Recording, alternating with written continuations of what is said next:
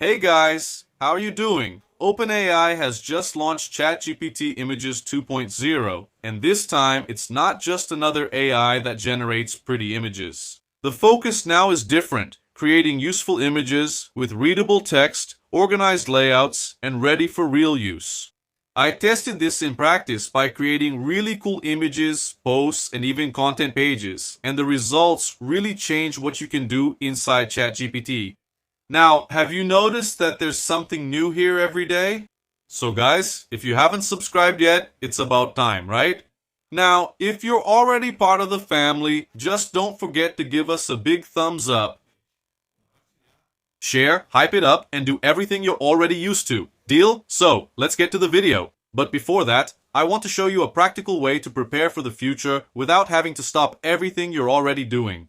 Coursera is one of the biggest online education platforms in the world and works together with companies like Google, IBM, and Meta to offer courses that really make a difference in the market. And here's the most important point. These aren't just theoretical courses. You learn hands-on, developing skills that companies are looking for right now. For example, on the platform, you can find complete programs like the Google Professional Certificate in Data Analysis, Project Management, and even Artificial Intelligence for beginners. In fact, Google's AI program on Coursera was created specifically to help you apply artificial intelligence in your daily work using real tools like Gemini and other modern solutions. In other words, you don't just learn how to use AI, you learn how to create solutions with it. Another strong point is flexibility. You can study at your own pace, fit the courses into your routine, and make progress without having to leave your job or completely change your schedule. And in the end, you still receive certificates recognized by major companies, which can really open doors in your career. So, if you want to stay relevant, grow professionally, or even change fields, this is the kind of skill that's already being required right now. So, it's worth taking a look at the link down below in the description and seeing how these courses can fit into your life and change your professional life. Alright, moving on. Well guys, today I want to share with you the latest release from OpenAI ChatGPT Images 2.0. Listen up. A state-of-the-art image model that can handle complex visual tasks and produce accurate visuals, ready to use right away, with sharper editing, richer layouts, and reasoning-level intelligence. And then, they included several amazing examples in the post to show how this new model is superior to the previous version. And the result is really cool. Let's see what they're saying here in the post. Introducing ChatGPT Images. 2.0 images are a language, not decoration. A good image does what a good sentence does. It selects, organizes, decorates. It can explain a mechanism, evoke an atmosphere, test an idea, or build an argument. This model represents a radical change in the detailed instruction segment, in the positioning and precise relationship of objects, and in the rendering of dense texts, with the ability to generate images in different aspect ratios. Its sense of composition and good visual taste make the results seem less AI-generated and more intentionally designed. It is accurate in all languages and uses its expanded visual recognition and world knowledge to fill in the gaps for you. So you get smarter images with fewer instructions, greater accuracy and control. The new model brings an unprecedented level of specificity and fidelity to image creation. It not only creates sophisticated images, it also brings that vision to life effectively. Being able to follow instructions, preserve the requested details, and render the minute elements that often compromise image models. Small texts, icons, user interface elements, dense compositions, and subtle stylistic constraints. All of this with up to 2K resolution through the API. If you're creating inside the chat here, it doesn't have all that resolution. 2K is only available if you're using it through the API. They brought some examples here that I tested and was able to replicate. And it's really cool because it can render small texts and multiple images So if you have a composition, it can really understand exactly what you're asking for. So you see that even for creating layouts, it's very precise. It can combine text and image within the same composition. It can even simulate handwriting on a notebook page. Look how interesting that is. When they talk here about multiple languages, our Portuguese is also included. It showed a Japanese manga, an Indian bookstore, Chinese comics, an ad in Korean, and a multilingual typographic poster. As for photorealism, take a look at these examples. It's really impressive because until not long ago, when we asked to create images like this, you could tell they were AI-generated images. Not anymore. Things have changed. Why? These images are getting more and more realistic. Keep in mind that here in ChatGPT, they don't have that much resolution. You'll be able to generate it, and if you want something more comprehensive with higher resolution, then you either use a separate program or you use it through the API. So let's go. I'll show you now what I was able to create with this new model. Well, when we enter the EPT chat here, you can already see that we have a new layout here. So now I have new styles that I can use here to give more personality to the image I want to create. Let's start with this one here. I asked it to create a screenshot here of a macOS screen using the same prompt that OpenAI used during the presentation of the new model. And look at how good the quality is. It really looks like a screenshot. But actually, it's an image generated by OpenAI's new model. Notice that here, I have the text rendered very well.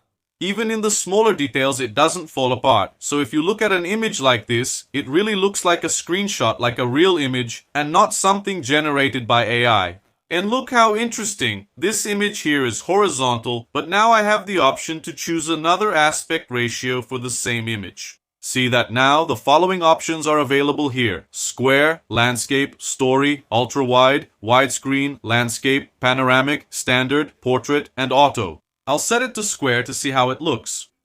So what will it do? It will analyze and generate another image, but in this format, in the aspect ratio I chose. Done. It finished and created another image here, this time in a square format. It adjusted the proportions to fit this new format. So this is very interesting, because in the past, when you asked the model to do this, it would get really confused. It would cut off part of the image, and it would look terrible. Not anymore. When we click here on the aspect ratio button, you can choose any of these options and generate a new image in the format you want. So, trying to reproduce that idea of generating an image with several elements, I copied the prompt from the OpenAI blog, and this was the result. You can see that I have several images here, as if it were a collage. So each element was placed here in a very smart way, so that I could show just a little bit of each element. And look how cool this result turned out. Then I translated that prompt from the presentation to create here a magazine editorial page about wolves in North America and how they are less dangerous than we think. Let's see how it turned out here in Portuguese. Ecology and conservation, wolves in North America, less dangerous than we think. There's a very well-rendered image here, and the text turned out really nice. This new version is very detailed when it comes to small text. So even if you have a complex composition like this one, it will be able to generate the images and also the texts, even if they are tiny. Then I also wanted to test here to see if what they were saying during the presentation could be replicated. I asked it to create a photorealistic image taken with a cell phone of an essay handwritten in pencil with strong but elegant handwriting, though messy and a bit irregular, on a lined sheet of paper. I put the details here about the history of baseball in Toronto, and now take a look at the result. The history of baseball in Toronto. Baseball arrived in Toronto in the 19th century brought by immigrants and quickly gained popularity as a form of leisure.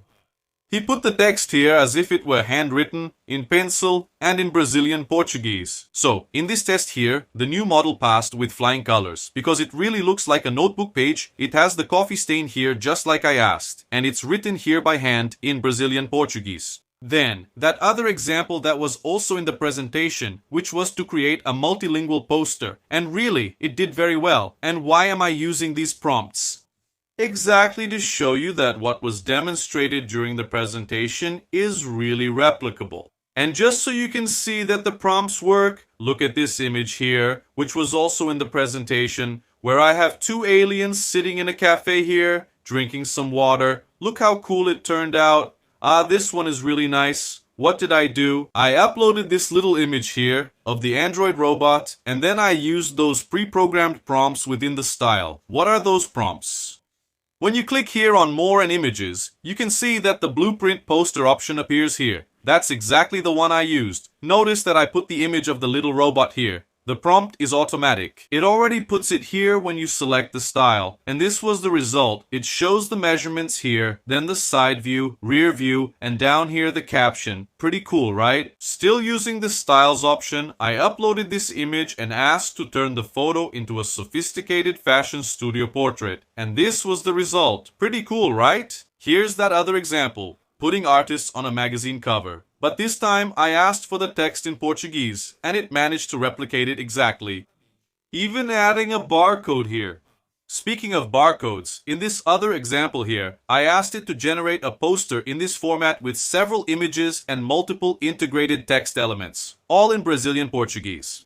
Notice that down here it can create a QR code, and this QR code is functional. So, besides being able to render images and text within the same composition, it now generates barcodes and QR codes that are fully usable. In this other example here, I asked it to create a page from a Japanese manga, but the text should be in Brazilian Portuguese. And look at the result. Sometimes it feels like everyone knows where they're going, except me. As if I was standing on a platform while life's train pulls away without me. And then it included all the characteristics of a Japanese manga, but with the text in Brazilian Portuguese. And lastly here, I used that same image and asked the following. Using this portrait, create a personal color analysis diagram. Show which clothing colors match the subject through visual comparison. Keep the text minimal and avoid paragraphs. And this was the result, so this is my image. Here I have the color palette, and here it tells me which colors match best with the person in this image. So, as I said, this model is smarter. It doesn't just generate images, it understands the context. It knows what's happening here, and then you can interact with it as if you were talking to any other artificial intelligence model. The difference is that it responds through images. Now I want to test here if it can create a panoramic image. I put my prompt here and I'm going to ask it to generate. Done. It finished generating my panoramic image here. Now I'm going to download it. I'm going to go to this site called Panorama Viewer. I've uploaded the image here. That's interesting. So, it can create panoramic images. This is impressive because it was also demonstrated during the presentation of the new model and it really works. So, what did you think? Is it better than Nano Banana? Or any other AI that we have on the market today? Let me know in the comments. See you in the next video. Bye. Highway is a ghost and the moon is a dime.